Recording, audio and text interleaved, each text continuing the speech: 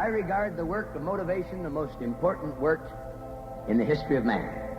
That behind everything that happens is motivation. A wheel doesn't turn unless a man's motivated.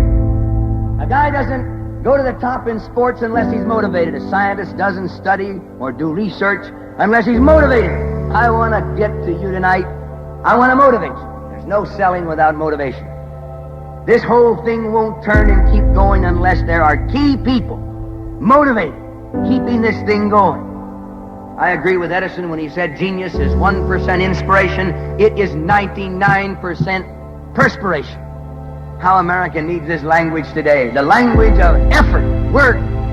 I love the sports world because they're not ashamed of sweat. We spend $1 billion in America trying to get rid of sweat. Our favorite colloquial expression is no sweat. I love the sports world because it says to be great, you've got to put out. It's effort, it's work. I love it because it's a language of self-reliance. It tells you that nobody's going to run your race for you. When you step up into that batter's box, you're all alone. And you either strike out or hit, depending upon your ability, not anybody else's. You can't beg the question. You can't give yourself putts. You're out there running, that old stopwatch tells you exactly how fast you are. You'll go over that crossbar, you don't. It stays up or it comes down.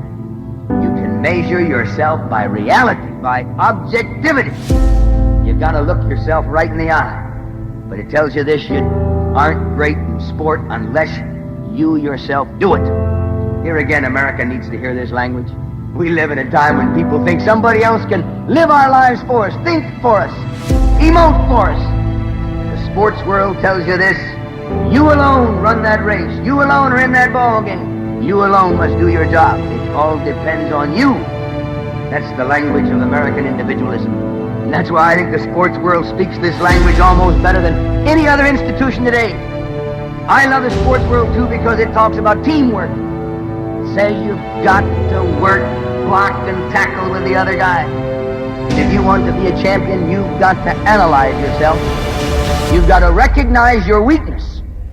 And you've got to change that weakness into power. Now, there isn't a person who's ever lived but one has a weakness of one kind or another. I love the sports world because you can't tolerate weakness. If you've got a weak defensive line, that offense will keep coming through that line until you plug up the hole. You can't say, please don't come through the weak side of my line.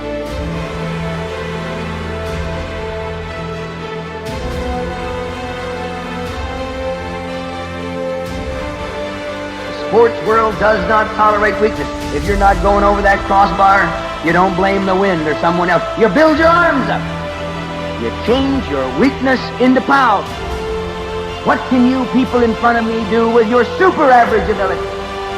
Those of you with tremendous brain power and good looks, fantastic voices, those of you with tremendous bodies and unbelievable power, what can you do with your life?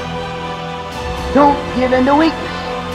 I can tell you those slow legs, if you keep running, they'll get fast. I can tell you that if you lift weights and climb rope and all this, your arms will get strong. Your frail body will get strong. I can tell you, you can take what you've got and change it into power.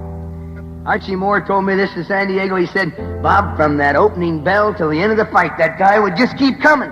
First he'd pulverize your arms, then he'd get to your chest, then he'd get to your head. Rocky Marciano became the heavyweight champion and retired undefeated because he changed his weakness into power.